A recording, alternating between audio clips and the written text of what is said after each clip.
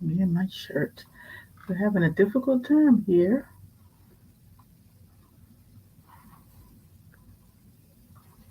All righty. I'm trying to get this shirt right tonight. All righty. Give me 1 second. I'm stepping away. I'll be right back.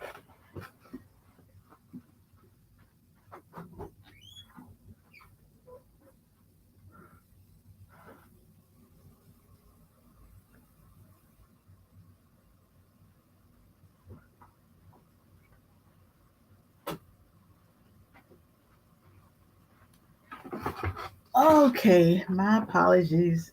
Thank God nobody's on here yet. All right. I'm Annette L. Anderson, and I'm going to tag some folks to come in tonight. So when you come on, if you would subscribe, like, and share, I would appreciate it so much because I want to try to get my people on here. So give me a second. And I'm hoping everybody is great tonight as you come on. So let me come on here. Here I am. Me and my shirt, I tell you. Okay, so I'm on. Hey, Ollie. So I am going to share. Oh, okay, give me a second here. I'm sharing with some folks. All righty.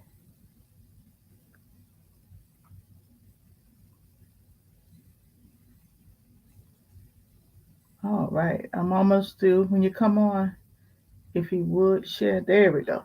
Hey, Blue. All righty. So here we go. I'm sharing, and if you would, when you come on, if you would share, I would appreciate it so much. Um, I'm gonna have to really get on my daughters. I'm like, where y'all at? At least y'all come support your mama. So I was trying to make sure I share it with them. Oh, there's Yolanda. Hold on a minute. Let me see if I can hit them up.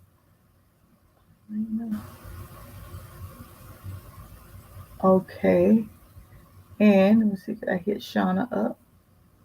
Oh, I see you. I was talking, you ready to talk my trash. I meant to hit Shauna today anyway. Oh, there. All right. So I've hit some people up. Okay. Let me go back to. Okay. All right. All right. All right. Okay. Thank you so much. Thank you for the hearts, Elena. Thank y'all so much for coming on. All right, so I'm gonna give you my little spiel tonight. My name is Annette L. Anderson, and this is TNT Tuesday Night Talk. This is where we take flight and soar. We speak, orate, articulate, and reverberate. In other words, we just talk about some stuff. Sometimes we talk about what's going on in our community, what's going on in our country. Sometimes even in our personal lives, all kinds of stuff. The Bible, and the list go on and on and on. But tonight, I just want to just chat just a little bit, and I won't be on long tonight. Uh, so this is a nice picture, Elena. But I wanted to something that came to my attention today, actually for the last few days. But I still, before I go any further, I want to offer my condolences uh, to Miss Waddy Shropshire and the passing of her sister, Teresa. It's a difficult time when you lose someone. It's very difficult. We I, we say we're prepared. You're never prepared. Just trust me. You're never prepared. Just a couple of days ago, on the 29th, my mom been gone 8 years, and it seems that some days like yesterday. But God don't. He just helps you get through it. You never get over it. You just get through the loss of that person, knowing you're not going to see him anymore. So I definitely offer my condolences to her. My heart is breaking because I know for her, her sister, her children, other family members. So from Tuesday Night Talk TNT, we definitely extend our heartfelt sorrow for the loss of your sister. So so tonight, like I said, I'm not going to be on here very, very long, but something came to my attention today. I was looking on social media, and I'm not going to call the name of the person, but it's a young man that I used to work with. I think he's still. at the job, and he's been talking about depression. He's been talking about some things he's gone through, and he actually put a picture to Day and said, "This is the face of depression." This, he's gone through some things, and it's if you ever walk through depression, you understand some of the stuff I'm going to say. Depression is something that just don't go away. Depression is even something you just can't pray away. People can slap you with oil and everything else. The depression is something that gets in. It almost gets into it seems like to your soul, and it's so hard to shake that. It's so hard to overcome. And I know, and he even said, telling me to get over it is not going to work. And he's right. It's not going to work. And so what I commented to him, I just told him, listen, I don't care what people say. Some people don't believe in professional help. I happen to be one that does. And I told him, yeah, of course, I told him I'm gonna pray for him and I trust God and all that. But I told him to get professional help. And it's so important that we do.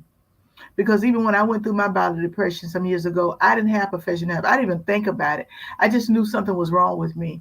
And I just, I had at the time all my kids were younger and they were all three of them was home. So my responsibility was to my children. My responsibility was to make sure that I did the best I could do at that time. And I really wasn't well. But of course God brought me through it. It took some years.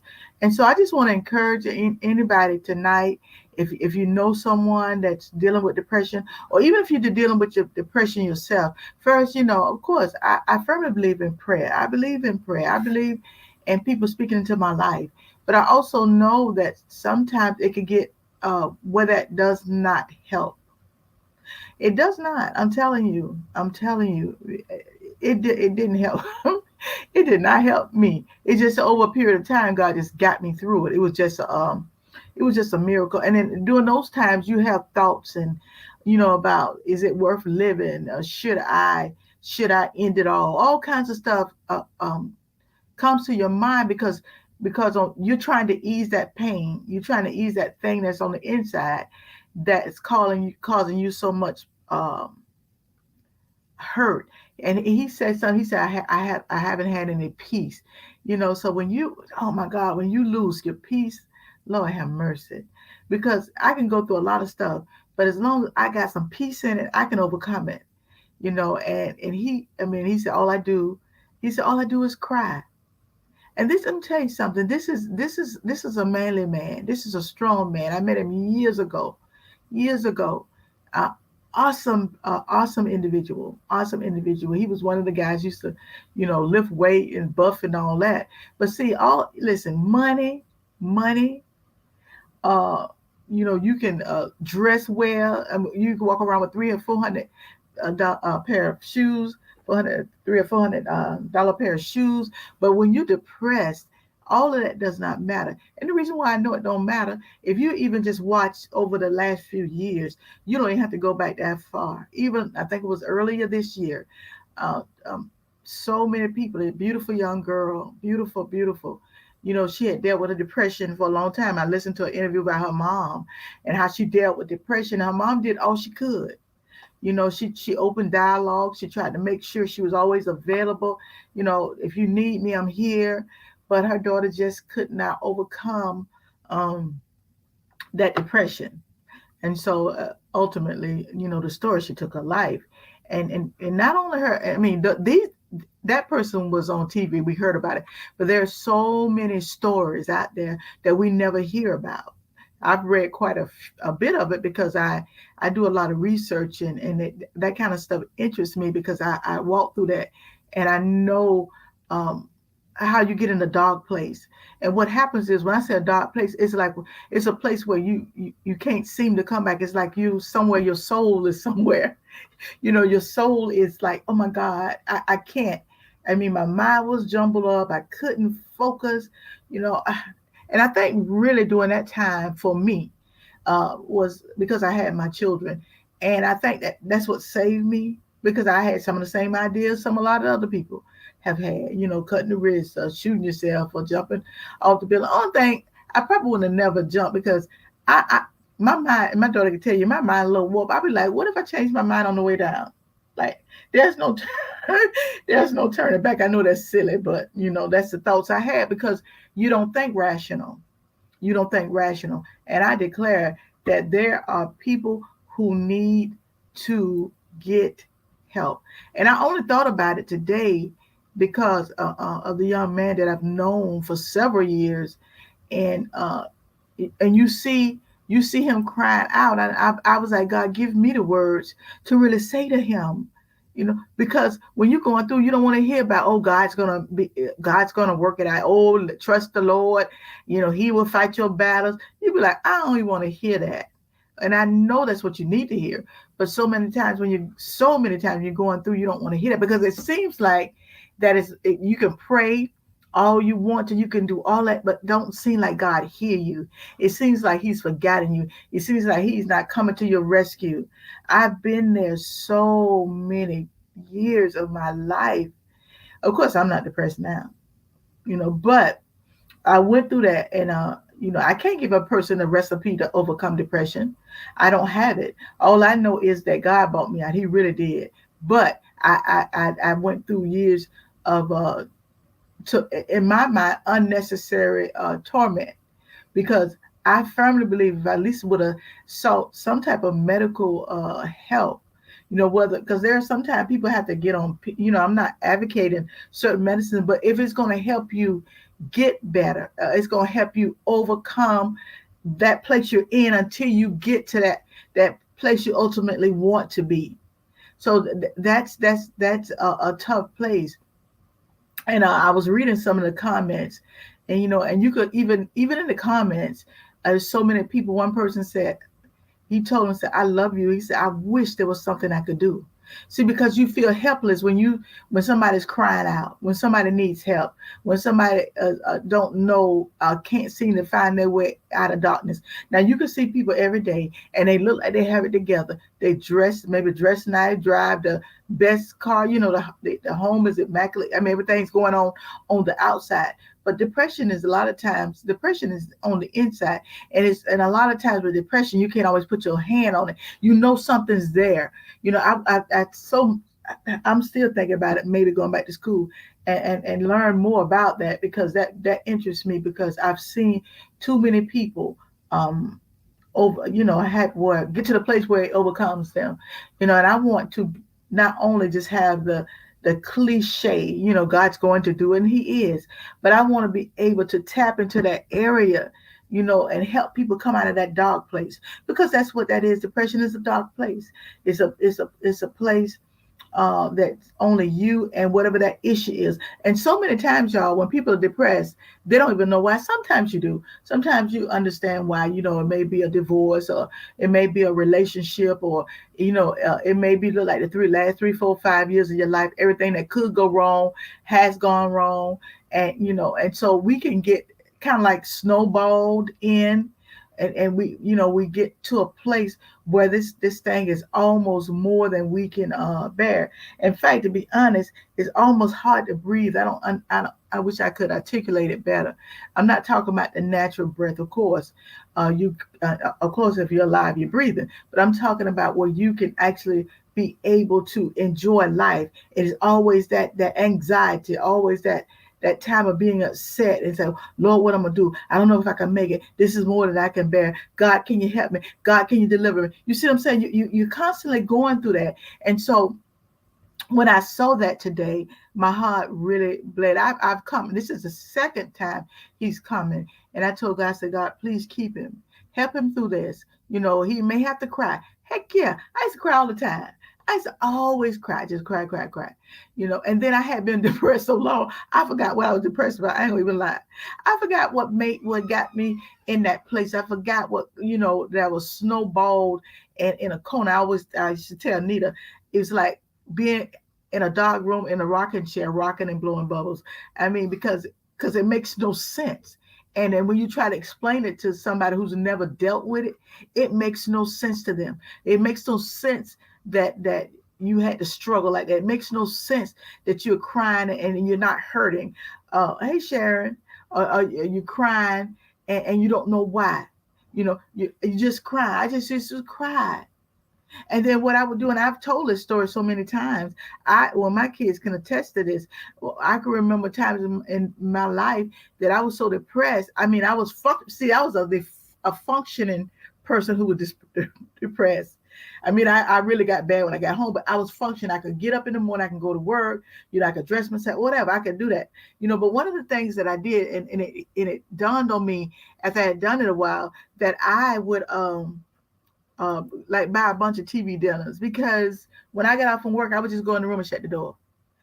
I mean, I know the children had to eat, and at the time, I don't think none of them was old enough to cook or nothing like that. But I did that for so long. And so what happens with depression, y'all, it affects other people. It affects your children, your spouse, sometimes your job. I was fortunate in that sense, because I was a depressed person.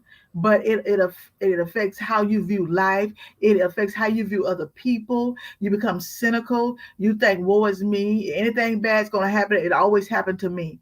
And so you take all those characteristics on. And after a while, oh, I just destroyed that word, characteristics. You take all those characteristics on, and after a while, you begin to believe all that stuff that you told yourself you were. And ultimately, you're not, but you begin to tell yourself, I'm nothing. I'm nobody. I'll never amount to anything. I'm going to always be this way. I'm always going to be someone crying. I'm always be, this. And so, and it snowballs, and then you get deeper into depression. You get deep. And so I was in a deep place. And later on, after, of course, I came out of it. It took some years. That was not an overnight thing. And so, for some people, maybe God will deliver you, but he don't always deliver right away. That's why I believe, of course, he made the doctors. If he made the earth and he looked down and said everything is good, so that meant he made the doctors too. And some of us need to take our tails to the doctor and get the help we need to get. Stop trying to be pseudo saints, because listen, who you fooling? You ain't fooling nobody. I don't care. I don't care how nobody view me. When I was going through that, I didn't care if nobody. In fact, I didn't care if you didn't speak. In fact, I didn't want you to speak anyway, because I didn't want to deal with you. I want to come home and get in my dark place, and I want to be by myself, because that is what the enemy does. He wants to separate you. Separate you from your children, from your spouse, from your life. Separate you. And then now you're sitting in that room, and then now you're into deeper depression because people left you. I remember I went through the divorce. I went through a whole lot of stuff that really, looking back, I like, chaboo. Depressed about some doggone man. Don't even speak to them now. You see what I'm saying? But at the time when you're going through, you don't understand that. All you know is that you're depressed. All you know that you're sad. All you know that you're going through. Now, I don't claim to be a professional. I wish I was, but I can only tell you based on my life and based on what I've walked through on a personal note, stuff I've read, and listening to other people's story. It all lines up together. And of course you need a professional. I'm not a professional. Yeah, you may need somebody who's dealt with that on a clinical type deal. But I'm just telling you that based on my life, because I often say, I'm not a psychologist or psychiatrist. I don't claim to be, but I'm a lifeologist. I'm a lifeologist. And it simply means this: I've lived through some things. And because I've lived through some things, I don't say I have all the answers. Oh, but I do have some of the answers. I've lived through some stuff. So I have a degree, a master's, and a PhD in being me. And so I can share my story with you. And this is what I do on TNT. I share a lot of my personal stories, because I believe that people will overcome with your story. People will look at you like, wow, she survived that. I've looked at people like, I don't know how they survived all that foolishness they went through, but that is called LIFE, life. And when I was reading the comments on this young man, and it was some very positive comments. And my prayer is that he'll read that and begin to figure out what he's going to do from this point on. You can't do nothing about yesterday. You can't change what happened. You can't change that your wife left you. You can't change that your girlfriend left you. You can't change none of that. It's too bad you can't change some stuff because it's about 3, 4 people. I promise you, I wish I never met, but it was supposed to be, and they probably didn't want to would say the same thing about me, which is okay. Hey, but what you have to do, but you know there's something going on. You may not be able to put your finger on it. You may not understand what it is, but you gotta figure it out. Okay, God. Now listen, I'm jacked up. I'm tore up from the floor. This is not me. This is not who you created me to be. So, then you have to start making your next move. It's like playing checkers. If you playing checkers, you just can't sit there. Somebody got the red and you got the black. The black keep moving and you the red and you never move. You never jump. You never go to the next space. No, you got to figure out, I don't have the answers and I'm not pretending that I have the answers. But what I am going to do, I am going to try to find somebody who has the answer. Somebody has the answer. Somebody can help you. And this is why the enemy wants to get you by yourself and get you to the place where you say, I don't need nobody. I don't need nobody. I ain't gonna visit nobody. I want nobody to visit me. Don't call me. Don't text me. Because the more you're by yourself, the deeper you get. You get so in a place like it's all like I don't know. It seems like you're gonna never come out. And actually, in all actuality, this is how I viewed my life. When I started coming out of that place, it was almost, I couldn't even walk. I had to literally crawl out of that place because it had got me to a point where I was not able, I didn't have a capability of getting up and walking. I didn't. I had to take look crawl. I said, God, get me, help me. I didn't know it was depression. I didn't know nothing. I said, God, all I knew was to begin to cry for help because I needed some help. That's not who you are, sir. That's not who you are, ma'am. That is that spirit that would attach itself. It uses whatever it wants to. It uses your life. It uses people leaving you. All kinds of stuff. People lying to you. People walking out on your life. Because I've been like that. I was like, wow, what is wrong with me? And this is what happened with me. Because, I don't care. I'm not ashamed. This is my life. And I thank God for all 63 years of it. I had been married 3 times. And then I said, wait a minute. Now, when I got to the marriage number 3, and then it started going bad, I said, wait a minute. Now, hold up. I can blame. Now, yeah, the men had fault. Most of it, I'm going to just say the truth. They were not some of the best people. But listen, I was the common denominator. I was a common denominator. So now I said, now wait a minute, hold up now. Yeah, they was not necessarily best men. What I found out about myself and my life, I was marrying the same man, but with a different face. So I was attracted to that person who was going to mistreat me, who was going to lie to me, who was going to abuse me. I was attracted to that type of man. I don't know how I was able to do it 3 times, but I did. I did it 3 times. And so I had to stop pointing my doggone finger at everybody else. Oh, he didn't treat me right. Oh, he cheated. Oh, he lied. Oh, no, baby. But you were the common denominator, and you didn't have to stay there and take none of that crap. You didn't have to, because I'm better than that. I'm bigger than that, and I'm anointed, and God has His hand on me, so I don't have to settle for nothing. But I had to get to the place that I understood my value. And when you don't value yourself and you devalue yourself, you try to tell somebody, you allow somebody else to tell you your value. Oh no.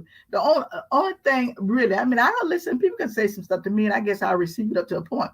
But when I look in the Word of God, that's what tells me I'm valuable. So I didn't value myself. And so I ended up with all kind of craziness. All kind of crazy. I married people who was everything I did not want. So was it their fault? Heck no, it was not. And I had to take responsibility and I had to own up to who I was.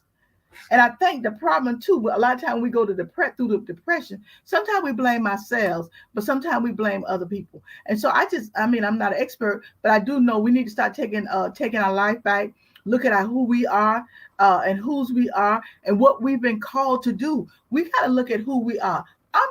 The problem is I've always let somebody define me.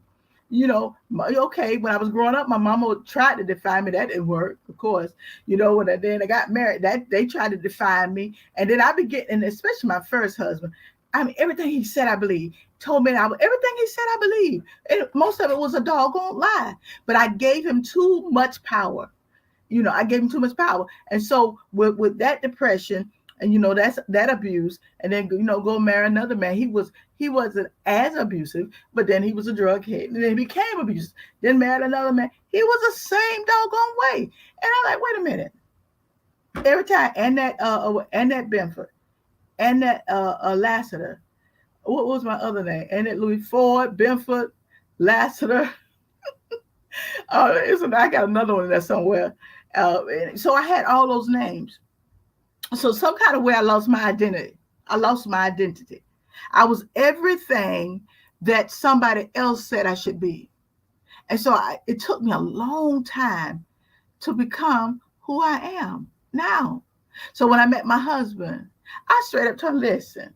When I met Leonard, I said, oh, he cute. I knew Leonard all my life. I said, okay, he cute. I don't want no darn husband. I already had 3 of them jokers. What I need with another one? I said, I need to pull myself together. I don't need to marry nobody else's son.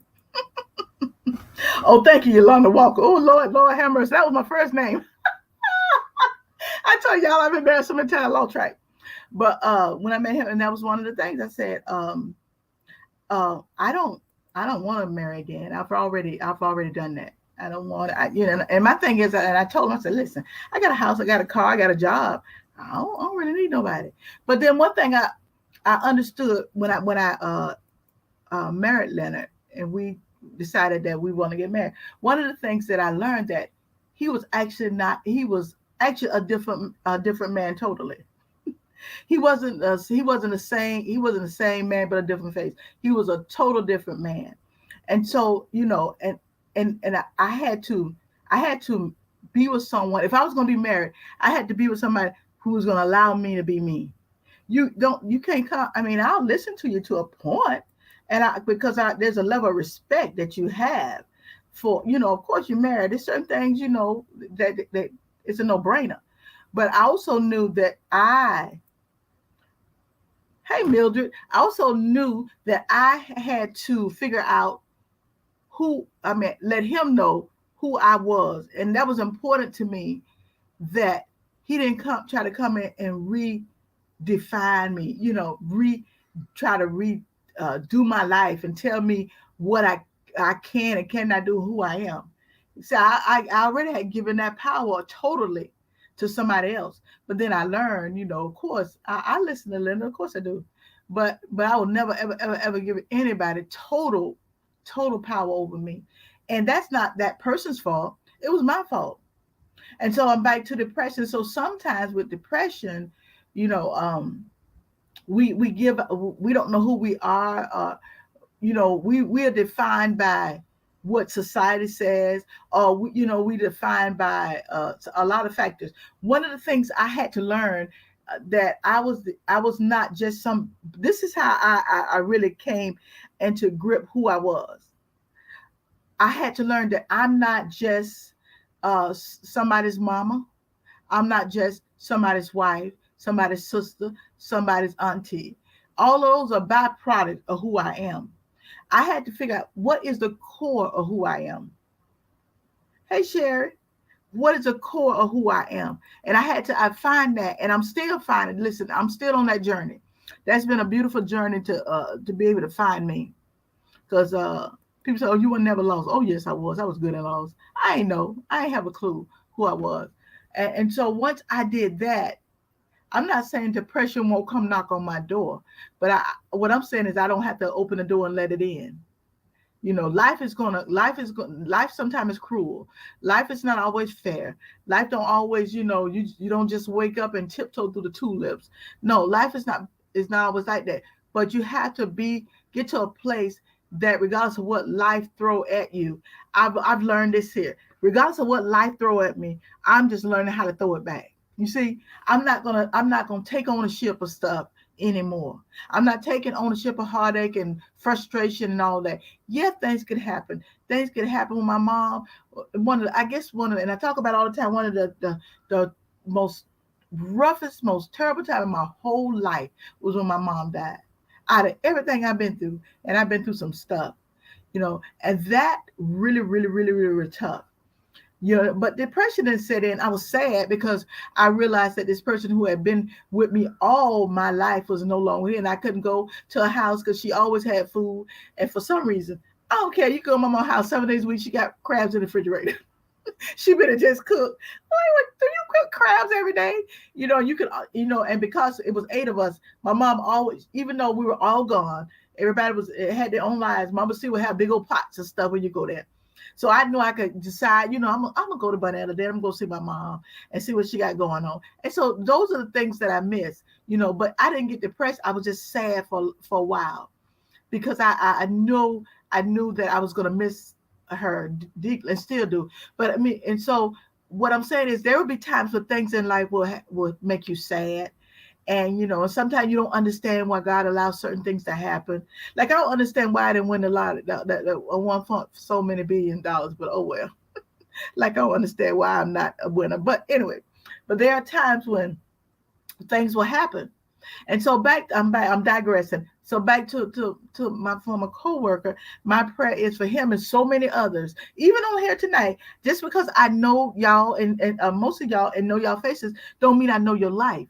Because some people have inner struggles, and they're so beautiful on the outside, and I mean, just a beautiful people, and people love them and love to be around them, but they're just being crushed, and on the inside, and tormented, and don't know what to do. And so and for those who just came on later, and what I was saying is one of the things that we actually need to learn how to do when life get to be too much, and where we start having thoughts and ideas and things that's not natural. It's not natural that you want to, go get a gun and put it in your mouth. That's not natural. No, it's not natural. You want to jump off out the window, out of a tall building. No. So when it gets to that place, I'm not saying this is the only answer. I'm saying that when you're going through depression, you're going through a heartache, and it seems to overwhelm you. I'm not saying it's the only answer. What I'm saying is we got to start from somewhere. When you know that you're off, something's not right. I knew I was someone right, but see, I looked at it like this. I'll be honest. I figured something hadn't been right for me for a long time, even from a child, because I did stuff as a child didn't make no sense. My sister told me one time. As we got older, she said, and I don't understand why you never just shut up. Why did you could have saved from being, I used to get a lot of, my mama believed in corporal punishment big time, okay? And she said, why you just didn't stop talking? I said, I don't know. So I figured I just wasn't way up back then either. Because I would always I don't know why, but I always felt like I had to get my point out. It was always important. I don't care if it was my mama, my grandma, I'm going to get my point out.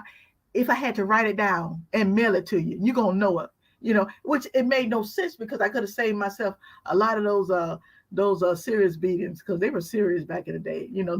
Nowadays, child, it was based on what happened with me when I was growing up. My mom had got life.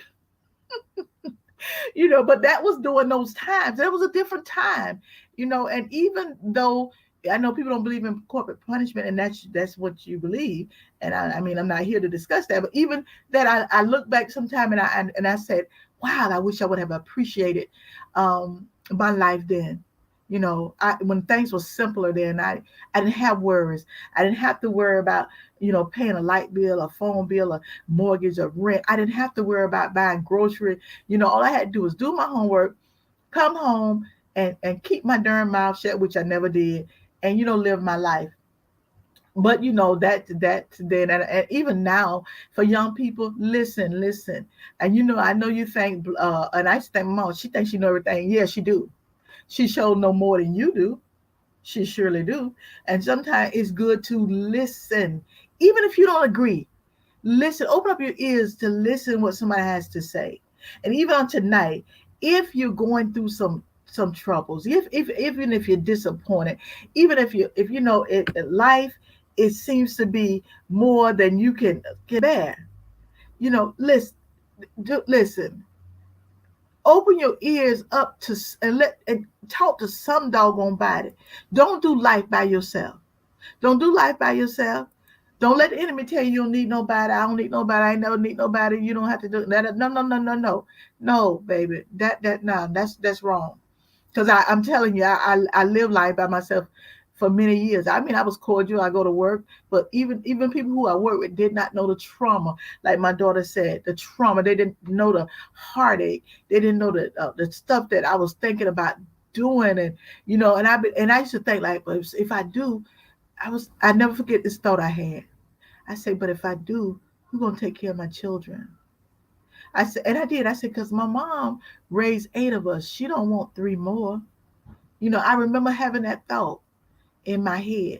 And maybe God did what he did for me, which I did not understand, having kids early, to save me, you know, to save me.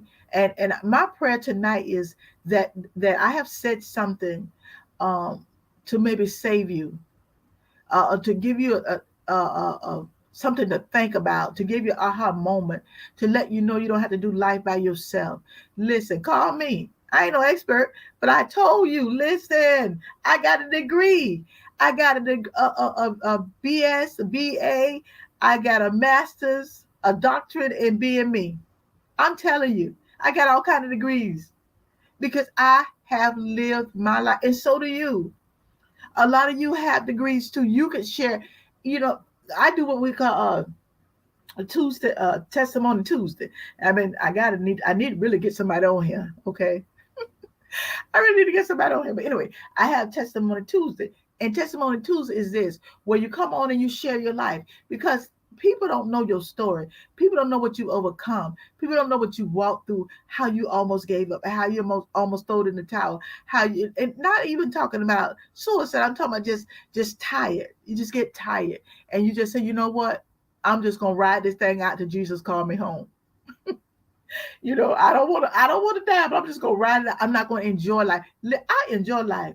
Oh, the only complaint I have is that I like to go places. Like I'm retired, but it's hot, and so I be like, I'm trying to go places.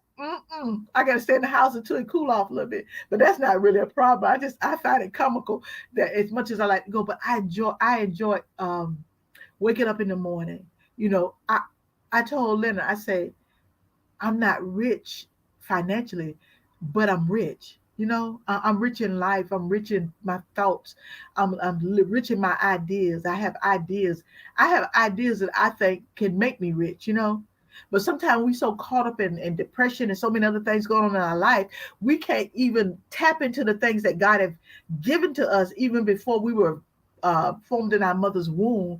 It's things as dreams, as vision, as ideas. Do you know what? There are a lot of people out there that's wealthy, but you know what they've done? They tapped into those ideas and dreams and visions. A lot of people know they're no smarter than some of us. Now, I'm not talking about the ones that rocket scientists. I'm not talking like, people like that. I'm talking about everyday people who had an idea, and that idea turned into millions. Like people make ketchup. Come on now.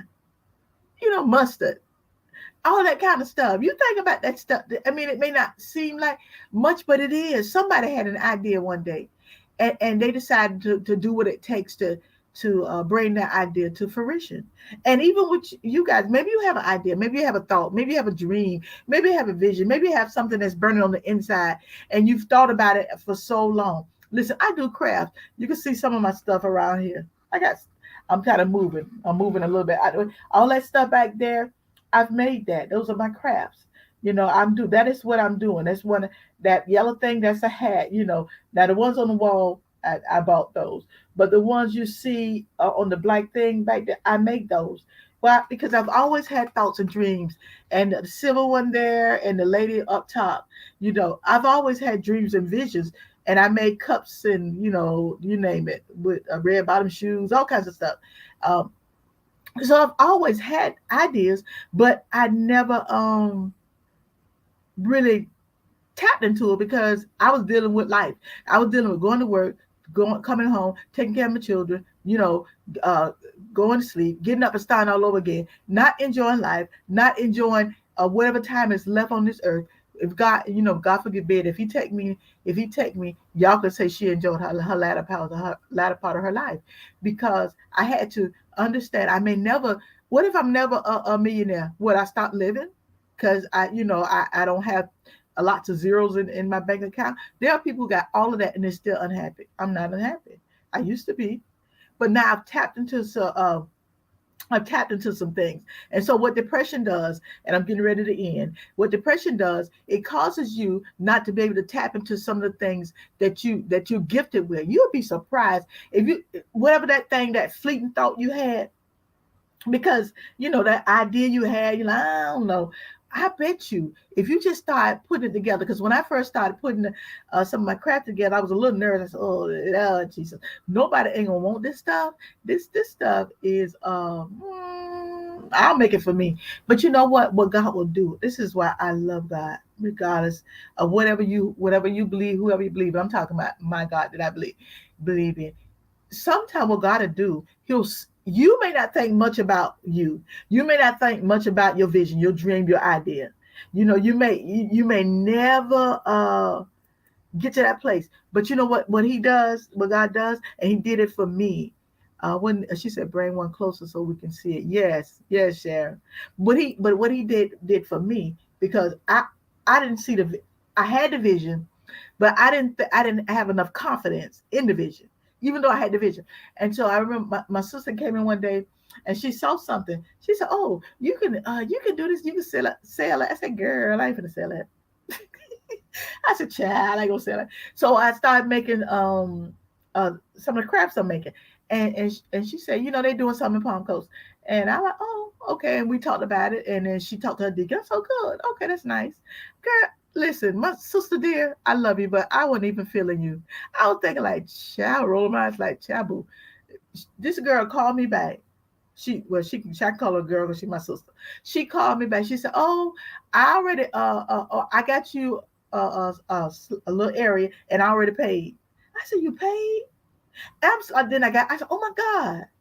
And she was saying, your stuff, it'll sad. My niece called me and told Auntie, why you was holding out on me? In other words, I'm sharing all that because here I am with something that can bless people and didn't have enough to step out. And once she paid the money for my little booth, my little area, and then I went and did well. Did well. I was absolutely, when I say shocked, I was shocked. People were coming over there.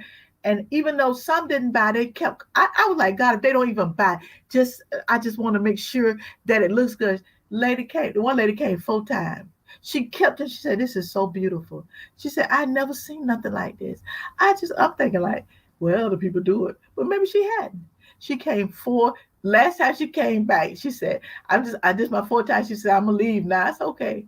Another lady came back trying to find something else to buy. Don't tell me what God won't do. You know what I'm saying? But again, don't allow life to get in the way of your dreams and vision. I had very little money. So I had very little money for crafts. So what I started doing, y'all, now I got too much stuff. I started going to the dollar store, buying things I think I might use. Half of that stuff I didn't use. I gave it some to my grandbaby. But I did. I started buying. I started sewing into my vision, because so many years I didn't sew into anything.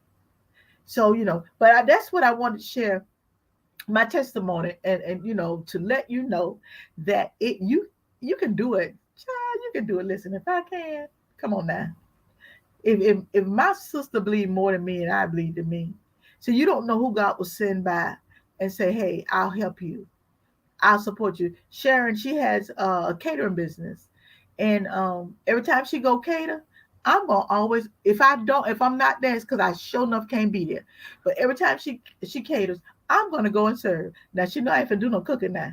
Ain't no need for her to even act like she gonna ask me to cook nothing. But I mean, I guess if she really, really, really, really, really needed it, I would. But anyway, if she has a catering, I'm gonna be there. I'm gonna always sow into her vision. I'm gonna always, if I can't be, I'm gonna let her know, Sharon, I just can't make it. And I'm gonna feel bad because I can't make it, But that's important that you pour back into somebody else. Somebody poured into me, or somebody will pour into you. And even on here, if somebody need something, I need prayer, I need me to help you get some ideas.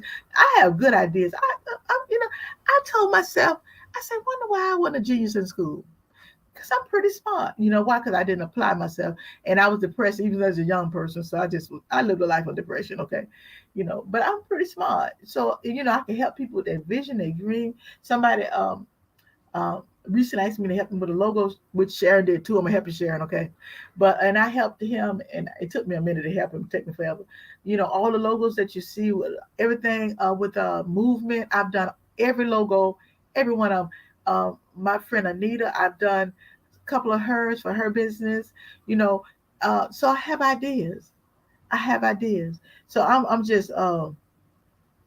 just willing to help. I really am. So okay, and I'm gonna talk about a couple of these comments, and I'm gonna be gone. Sherry said, "There's always hope, even when your brain tell you there isn't." That girl, listen, Sherry, you better talk up and share. My former coworker. I hate to say former, but yeah, you former because I ain't working. Okay. Oh, I just tickled myself. Oh, okay. It's still Mildred. Mildred, my former co-worker too. Sherry's still working. Mildred retired. And she said, God word is live and powerful. Thank you. Speak the word.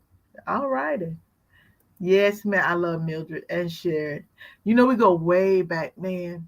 We go back in the days where we were all in the office together and we would have food all the time. And there was a camaraderie like never before. In fact, they were more my family than my family because I was always there. Of course I go home, but by the time you come home and cook your dinner, it's time to go to bed and start all over again. So I just want Sharon and Mildred to know I absolutely love them. And okay, Sharon, thank you so much. And girl, I help you even though my feet be hurting really bad though. But anyway, I actually love doing it because I like to talk. So when people come by, I can start a conversation probably with a dog if it'll bark, you know. So yeah, and Sharon, that's right, Sharon. I love you so much. Child. I think people, you need to tell people you love them too, because people don't always know. So she said love you too. Oh my God. And Yolanda. Oh, hey, Virginia is my sister-in-law. So Virginia, I have reached out to my daughter, and hopefully she'll let me know something by tomorrow. She kind of slow too, but I did reach out to her today. Okay. Uh, uh, Yolanda's my firstborn. Yolanda smooches. Elena was on here. I love you too, child. I just love everybody. This is my. I'm in love here. All righty. So that's it for me tonight. Oh, look at Lena. No, she didn't do me the eyes. Girl, I love you too, but I ain't know. Child, I ain't know you was still here. You weren't commenting. This Elena, she's my last one. I don't know where my middle child is. She's somewhere, I guess. I don't know. So that is it for me tonight. I just wanted to share that with you guys. Um, what is that? I like you. Oh, shares I like. Yeah, girl. Girl. Yes, ma'am.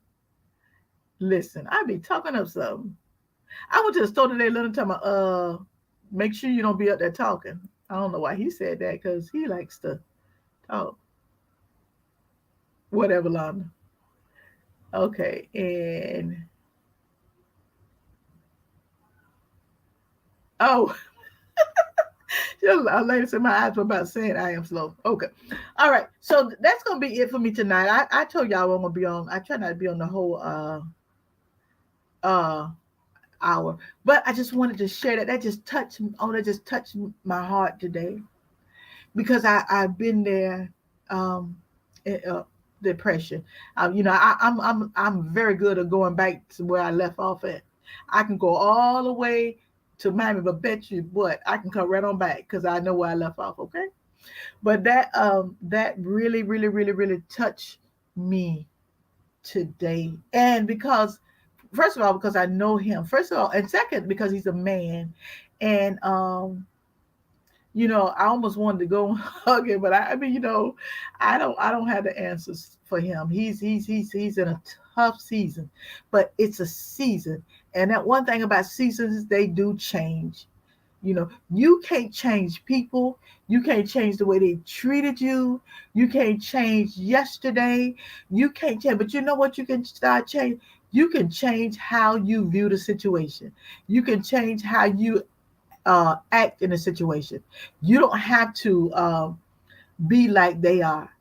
Some people will never, ever, ever say they're sorry. Some people, they will act like they didn't do nothing wrong. And it's just human nature. It's no jug indictment against anybody. Some people will never say, I apologize. I'm sorry I hurt you. In fact, some people, they didn't lie to themselves so long they thought they were right. Because I know I've done it. I've done some stuff like, I'm like, girl, you was wrong for that. Like, I try to justify my wrongness. No, no, I was wrong. Some people are in their graves, and even if they wanted to say, and there's no way that they come back and say I'm sorry, and some went anyway. So we have to figure out how, even if we're depressed about certain things, about a person, divorces are hard, relationships are difficult when they break up. So many things can cause us to snowball. But I'm here to encourage you. Like I said, first, identify you have a problem. Stop pretending you're okay when you know you tore up from the floor up. Stop trying to fake a move and bust a move, and you something wrong with you. You know you're crazy as heck. You know you are. You know you ain't been acting like that. So first you got to identify your. Hey, just be real. Be real. You ain't got to be real with nobody else. Be real with yourself. And that's why I had to be. I had to be real with myself. I said, girl, you are so freaking jacked up. I don't curse, by the way, y'all. So I say freaking, I don't curse. But you are jacked up, and you need to pull yourself together, and you need to figure out what's wrong with you. I asked myself, I talk to myself. I got a shirt that said, I talk to myself because she gets me. And say, I love that shirt because that's how I used to always talk to myself, because she gets me. And then plus she listens to me, and she even tell me when I'm wrong. She really do. That person I talk to me, I've got to the place I allow her to be able to tell me I'm wrong sometimes. Because before, we talk to ourselves, sometimes we try to pretend like we always right. I know you're not always right. Sometimes you're wrong. But first, identify your problem. Second, try to get some help. What it means, picking up the phone. Some people may not go to psychologists. Maybe pick up a phone and say, hey, listen, I need to just talk. And those on the other side of the phone, listen. Sometimes you need to listen. Sometimes listening is the best cure. I know we always want to give advice because I'm good at it, because I like to talk and I have plenty to say. But sometimes I have to make myself shut up and listen. Listen to what that person is saying, because what that person is saying is important. And they can't get it out because you every time they go to say something, you're cutting them off. So, so whatever you're going through, find somebody and talk to them. I conversate more with my kids than I ever have. And I'm more compassionate. I know other people have their little thoughts and ideas. They do, but I have 3 daughters, and every one of them have their own special relationship and needs, because one may need this, one may need something else. But where I'm at in my life now, I always want the door open, that regardless of what it is, that they can come to me. Even if they go and shoot somebody around the corner, down the street, I want it to be where they can always come to me. And I want God to get me where I listen, because I got all kind of advice I can tell you now, because I know what I'm talking about. Y'all the ones don't know. I'll just tease it. That's not true. So first, identify the problem. Something's wrong. Stop pretending you are right when you're not. You know something wrong with you. You're good at crunk. Well, they say crunk crazy. You're crunk crazy. If something ain't right. That. And then try to seek some kind of help. Try to seek help. And I'm an advocate. Whether you believe or not, I believe in the Lord. And sometimes get on your knees and ask God to help you. You ain't always got to get in knees. Sometimes I pray in the car. Sometimes, but whatever your belief system is, I know what mine is, and that's what I'm gonna tell you, because I'm the one telling the story. So I'm telling you my beliefs. So I have develop a relationship. Not just for stuff, but develop a relationship. I promise you, your mindset will change, because mine did. My mindset has changed. The way I view people. I know people. As incident in my family, people want me to be mad, but I can't. I can't. God won't let me. Everybody else be mad all you want to, but I can't. Because I have to. I have to avail myself even when I don't necessarily like what a person have said or done. And I know in my own life, somebody had to avail themselves to me because I haven't always done. I've done plenty of things that I wrong. I would never tell nobody because y'all be like, my probably hang up like, you did what? But I've done stuff. And so I have to be sensitive um, to other people. That's all I'm gonna say about that. I have to be sensitive to that. So anyway, okay, so that's my words of wisdom for tonight. And I almost didn't come on tonight. And Leonard say you need to, and then you need to go on. I'm like, okay, because I like, child, nobody gonna listen to me rant and rave. But I'm so glad I did come on because of the fact that this is real life. You know, I mean, yeah. I know. But this is real life. This is real life where people really, really, really, really struggling. They're struggling. And my prayer, and it's always been on Tuesday Night Talk, that, like I said, we talk about stuff that I have said something tonight to help somebody. Because people really, really, really need help. And this young man, he's dear to my heart. We go way back. You know how you work with people. Again, like I said, I have a couple of them on here, and how you work with people, and they become family. They for real family. You may not see them all the time, but their family. Recently, and I promise I'll end with this. Recently we got together. One of my former co Renee. Renee has always been one of those people that pull everybody together. That's because she would told me about. I said, "Girl, child, you better do that because I can't put nobody together." So we all came together. It was a lot of us, and it was like deja vu. I was sitting at the table, and I was looking at these ladies, and some of them still were working. Everybody's not retired. No, quite a bit not retired. But I was looking at them, and I was looking at the service.